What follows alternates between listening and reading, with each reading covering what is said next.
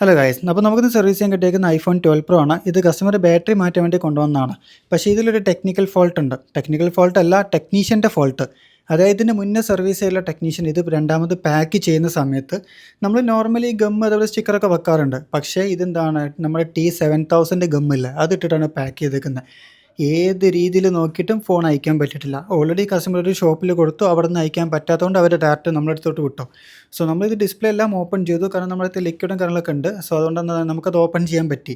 പക്ഷേ ഇത് ഇങ്ങനെ ഗമ്മിടുന്ന സമയത്ത് നമുക്ക് എല്ലാ സമയത്തും അത് റിമൂവ് ചെയ്യാൻ പറ്റി എന്ന് വരില്ല.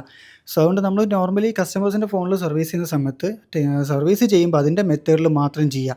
അല്ലാണ്ട് ഇതേപോലെ ഐഫോണിലൊക്കെ കൊണ്ടുപോയിട്ട് ഇതുപോലത്തെ T7000 ഗമ്മൊക്കെ ഇട്ടാൽ ആ ഡിസ്പ്ലേ എങ്ങനെയാലും ഡാമേജ് ആവും.